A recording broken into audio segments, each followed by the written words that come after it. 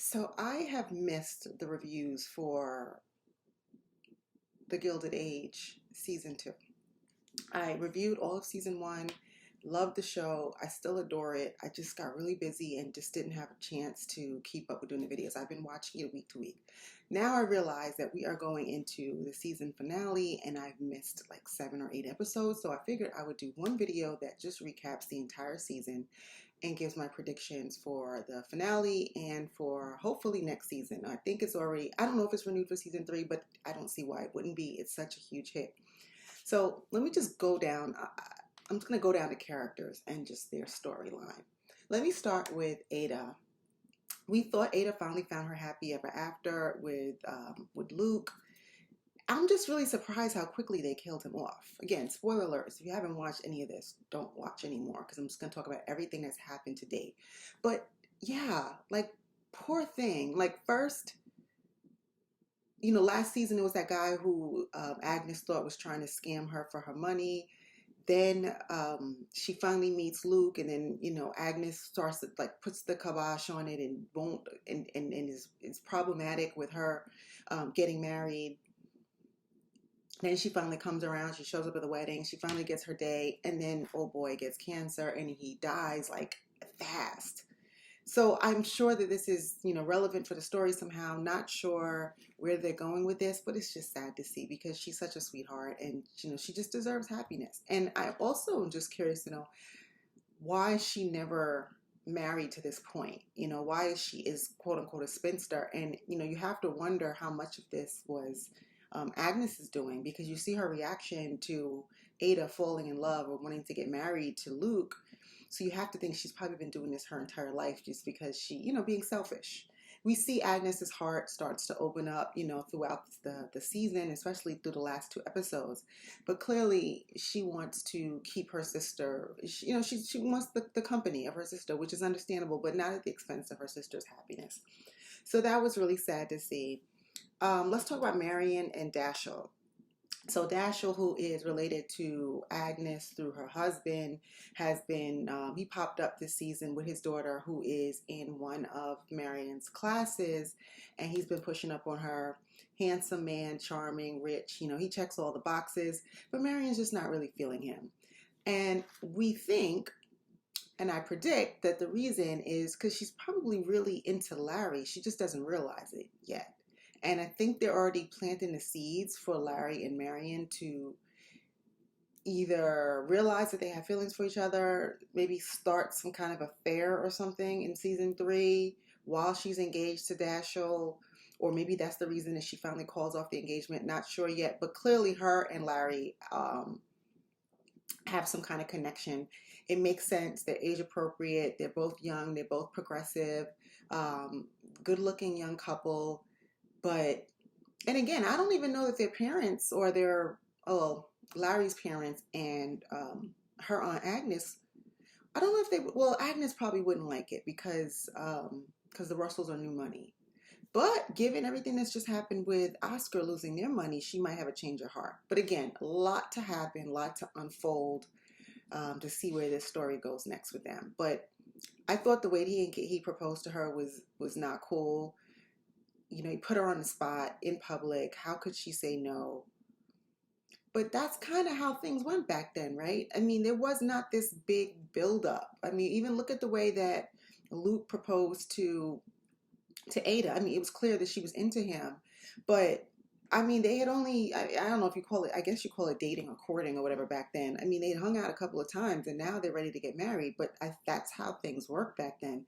So I guess in Dashiell's head, he feels like, I know her family knows me, I'm accepted, I don't really need a lot of time. And maybe he thought he really was courting her, and maybe he thought that she was into him. I don't know. I can't really call it. It's definitely, it's a time period thing. But Marion could do worse. I mean, besides the whole Larry thing, she could do worse. Dashiell, he did say that one thing that was like a little bit of a hint as to how they're going to interact. When she was talking about teaching, and he said, well, it's not like you're a real teacher. That wasn't nice. And she didn't like that. So there might be something there. And maybe they just did that. They might have just planted that seed so that so that when she breaks up with him, we don't feel bad for him, right? Because we all like Larry. And so I think most people are going to be like Team Larry. So then we need to dislike Dashiell on some level. And maybe that's what they're doing, is planting the seed. So we kind of don't like his personality. And then we are okay when she lets him down or breaks up with him in order to go with Larry. Maybe that's where they're going with it. Not sure. But anyway, but now I feel like she's stuck. I think the only person who really could have gotten her out of it was Agnes, but Agnes is gung-ho because she likes him. She thinks it's a good match. I do wonder, though, if Marion ever has a really honest conversation with her aunt about how she feels, if Agnes would relent. Because Agnes knows what it's like to be in a loveless marriage, right? She married her husband, Van Rhijn, for money, right? Because her brother, Marion's father, had lost their family money. So she needed to do something to secure her family. So she was in a loveless, it seems like, miserable marriage. And I would imagine she wouldn't want to see her niece go through that. So maybe if Marion really had a heart-to-heart with her, she would relent and help her get out of it. But now that the money situation is funny, she might rely on that because they might need his money on some level. I'm not sure. But anyway, more to be seen with that. So Larry and Mrs. Blaine. So Larry was, he's a budding architect, and he was working on the home for the widowed Mrs. Blaine, who was married to an older man. He passed away. She also seems like she was in an unhappy marriage, and she is now living her best life because her husband is dead and she's rich. She starts this affair with Larry. They seem to really like each other, but Bertha does what Bertha does, and she shut that down. I felt bad for her, but I get it, right? At the time, like, Bertha has done so much to climb the social ladder. That's what people did back then. They used their children as leverage, and we know that she's going to use Gladys in some way. And it only makes sense that she would use Larry as well, and it would be a waste of his pedigree to be with an older woman like Mrs. Blaine. As far as them having children, I don't know how old Mrs. Blaine is. She probably still could have kids, but again, she is older. So, I mean, there's some valid points here, but damn, Bertha, like, the whole walking stick thing, that was mean. And yeah, but that's what she does. So I don't think we've seen the last of Mrs. Blaine. I believe she really did like Larry, maybe was in love with him, or maybe was falling in love with him. But there probably wasn't a lot of future there. So, but I still think she's going to pop back up because these characters always do, right? Let's talk a little bit about George's valet, Mr. Collier / Mr. Watson. We know that he is a former banker who lost his money, and his ex-wife was convinced to divorce him because he didn't come from a really good family. He has a daughter who has, is in society and is doing well, and her husband is ashamed that her father is a valet. So much of this is about status. I mean, I guess that was what the age was all about, right? And I guess in a lot of ways, life still is a lot about that. It's just really sad that so many people's lives were disrupted and people couldn't be their authentic selves or be who they wanted to be with, just simply because of the optics. And this is just an example of that. And this is worse because it's his daughter. It shouldn't matter what he does for a living or what his status is. He should be able to be in his daughter and his grandchildren's lives, but that was the way of things.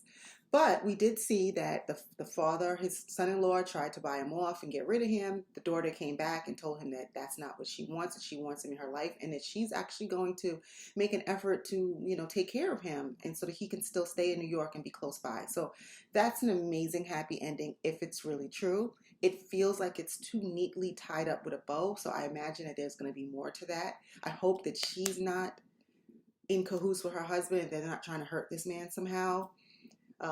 It would be really nice if that was the conclusion of his story. But again, why would it be, right? Because that just wouldn't make it interesting. So more to be seen with that scene. Who else? Oh, okay. Let's talk about Turner, the I don't want to call it a love triangle, the whole drama with Bertha, George, Miss Turner, who was formerly her lady maid, who was fired because she thought that Turner was coming on to her son, when in fact Turner had actually slipped into bed naked with George. She got fired. She went on, she married Mr. Winterton, and she made her way, she moved on up, right? And now she's part of society, and people don't know who she really was. It's interesting to me that Bertha still hasn't revealed that, but I imagine that she's holding that in her back pocket when she needs it. And she apparently will need it at some point. Bertha is very calculated and smart. She's always playing chess. So it's by design that she has not shared that information, because she's going to use it later when it really hurts Turner. So we see this rivalry between them, right? The whole thing with the Duke, and it's funny. I thought that they brought in Turner. I mean, it was a nice, throwback to season one, but also just to give her a new antagonist, right? Because last season it was her versus Mrs. Astor, and so this season now it was her versus Turner. Really interesting to watch, this whole issue with the Met versus the Academy, and it's funny how people with money, these are the things that they fuss over, right? Because they have no real problems and no real issues. This is just social status and one-upping each other, but it's really hilarious.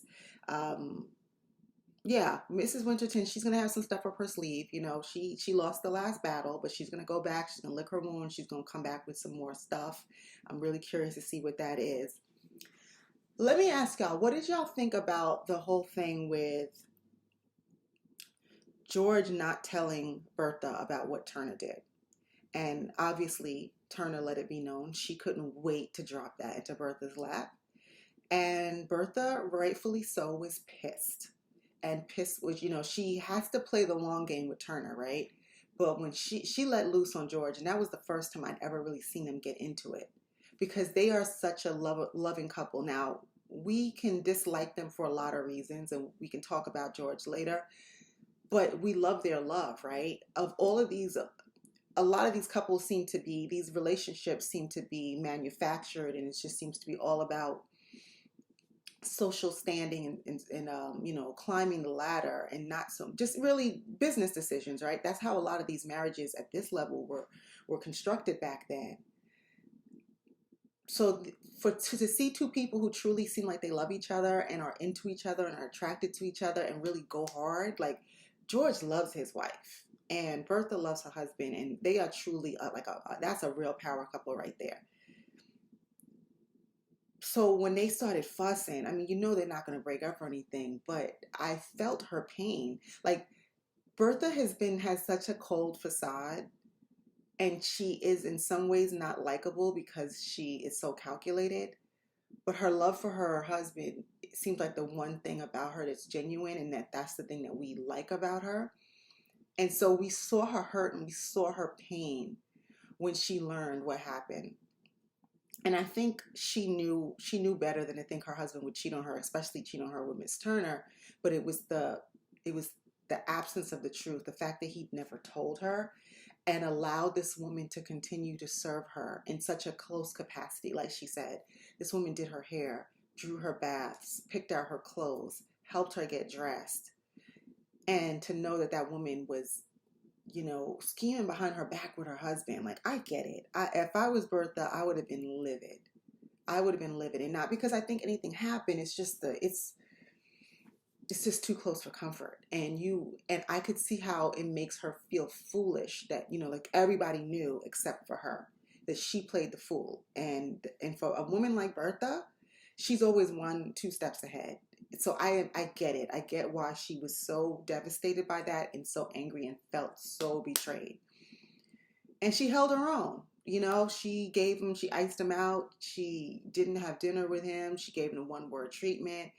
She did, present as his wife when it was necessary. But yeah, she definitely held her ground and made him work for it. And then, once he got the Duke to come and be their guest for dinner, I guess that was the first sign that, okay, it was an olive branch. I'm sorry. Let's make nice. And now they seem to be good. But I like how she told him, you appreciate this grace I gave you because it's not going to happen twice. And I think he knows it and he believes it. And he loves his wife and he will never, ever allow anybody to get in between them again. I also love how he insisted that she get the box at the premiere box at the Met, although all this stuff had been happening in the background with Turner. And again, that's not something he had to do, right? She probably would have acquiesced because, she's looking at the bigger picture, but he loves his wife and he knows what's important to her and he goes hard for her. Now, it's unfortunate that man got, caught in the crosshairs because, he didn't do anything wrong. But when you're dealing with powerful people like that, if you're in their vicinity, sometimes you are going to be collateral damage. And that's exactly what happened there. So I get it with Bertha. She was 100% right to be so angry with him. And Miss Turner, she thinks she good right now, but Bertha got so much more for you waiting up her sleeve. And I just can't wait to see what happens. Who's next? We talked about Bertha. All right. George. Again, we love George because we love the way he loves his wife. We think he's a good father. He's charming. He's handsome. He's all those things.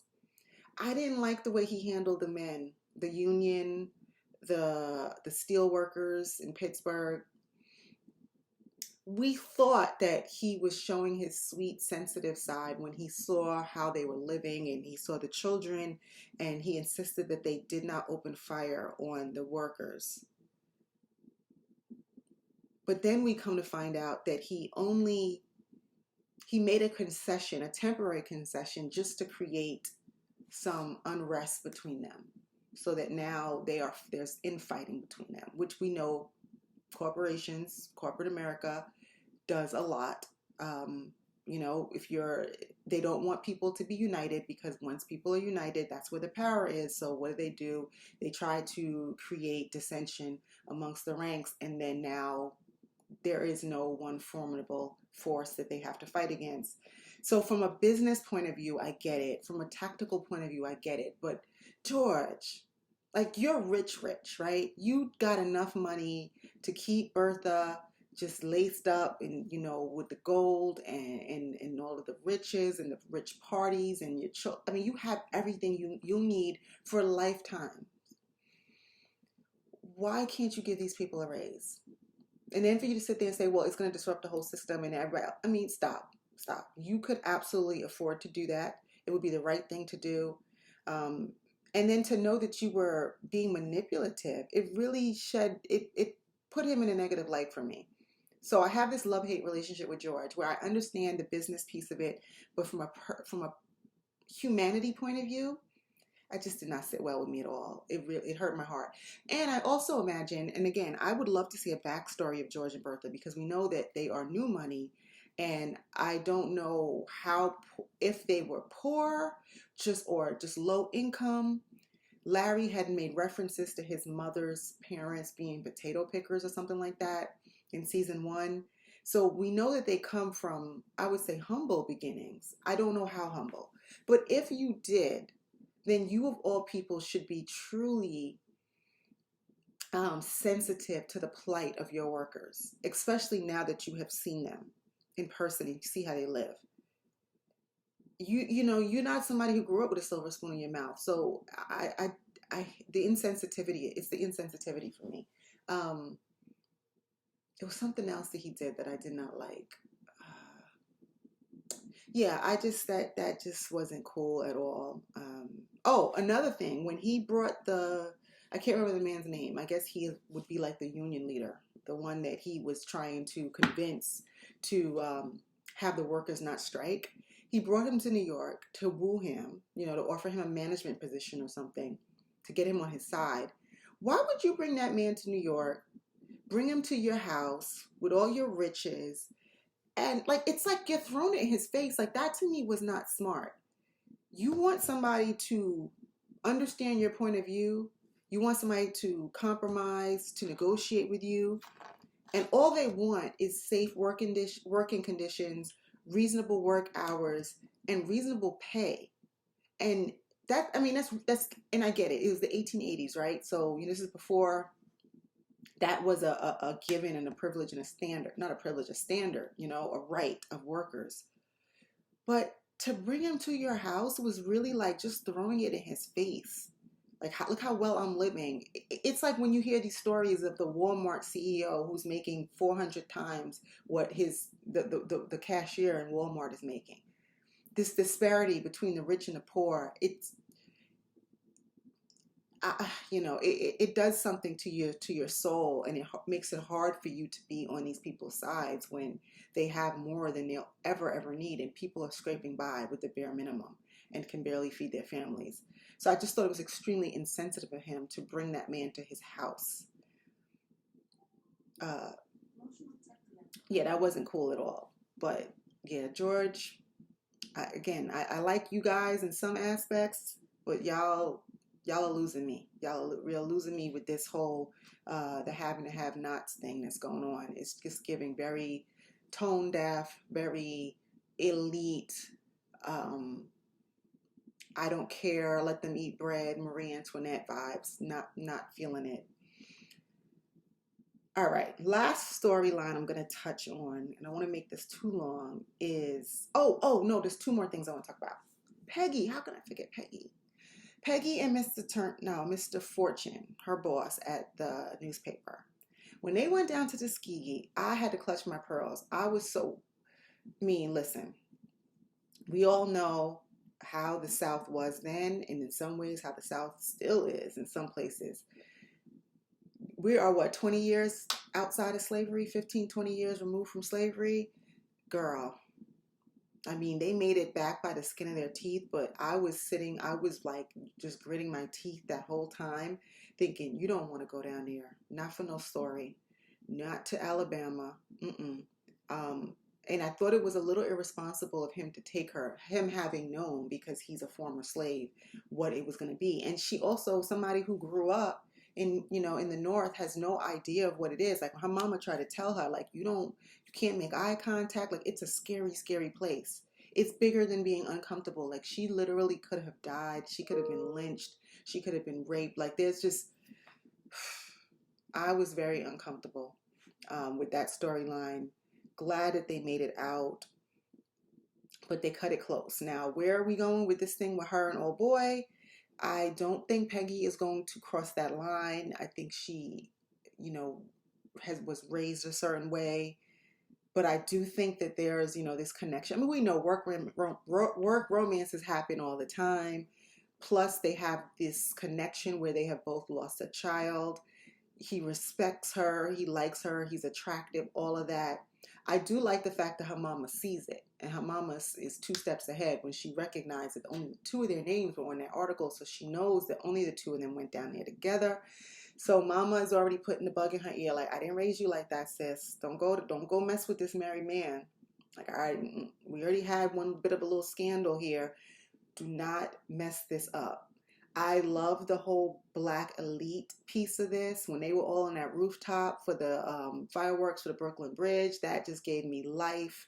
The beautiful gowns, the it just was everything. It was beautiful. It was a beautiful thing to see, and I'm so happy that they incorporated this storyline into this show, because people don't know that that was a thing, that there really were black people in New York and in the North who lived like that, who were educated, who had businesses and were progressive and all these other things. It was an amazing, beautiful thing. I just loved it. I loved it, loved it, loved it. All right, so I'm going to stop here on the last thing I'm going to talk about is Agnes and Oscar. Now, Miss Agnes Van Rhijn is my girl. She can do no wrong in my eyes. She is prickly. She's mean. She is stush. She is all of that, but I love, love, love, love it. You know what I love about her? She's ornery, right? But part of it is I get it. I get her story. She was married. She was an unhappy marriage for a long time, and she felt like she did it out of duty to take care of her sister, her family. So I get that piece of it. She's made some serious sacrifices, and she's gotten to a point where she has earned her right to sit in her beautiful brownstone and be ornery and be catered to. Now, the way she talked to her sister, calling her sister a spinster and all that stuff, that was not cool. So I've seen the growth in her. She came around when, to support her for the marriage, to support her in, in Luke's last days. And, she gave the money to the young man downstairs for his patent. She's been very kind and respectful to Peggy. She checked Miss Armstrong and told her don't mess with Peggy. Like, she's a woman of honor. I do believe that about her, and that's what makes me like and respect her, even though she is prickly as hell, but she's funny. This thing with Oscar and him losing all their money, I wasn't really following the storyline with this lady, the one that Aurora introduced him to, who clearly was a con artist and took his money. And I've been watching, like, I've been on the Facebook pages and stuff, so people were talking about it, like, we don't trust her. She's, something about this story is awry. And yeah, we can see that. But yeah, I didn't expect this. I guess maybe I just wasn't paying enough attention to it because I was just so caught up in all the other storylines. But damn, Oscar, all your money, all your family's money, that hit hard. I felt that right here. But I will say, I don't think that the money is lost. A couple of reasons.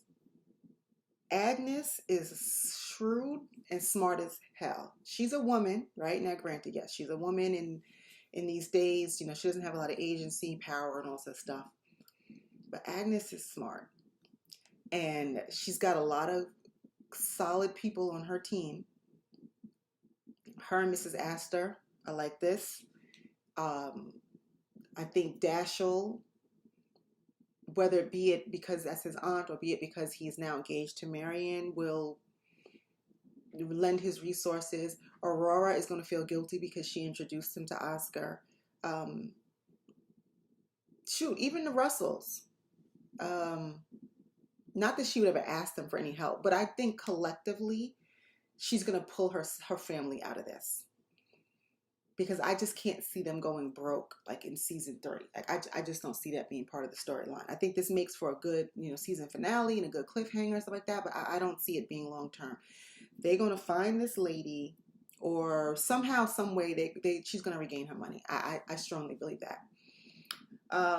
So I think that's it. I mean, there was probably a lot more that happened. There's a couple of characters I didn't touch on, but I just wanted to touch on the main characters and just give a little bit of a recap of my opinion on everything. And I also wanted to keep this video short, right? So we're right about a half an hour. Sorry again for cramming it all into one video, but I just really dropped the ball this season. Hopefully I will come back and review the finale and give some more predictions about what I think is going to happen in season 3. But please do watch, subscribe, like, share, and most importantly, comment. Tell me what you thought about this season so far. What do you think about what's going to happen next week? And your overall thoughts on this amazing show, The Gilded Age. And I will be back next week to talk about it. Have a good one.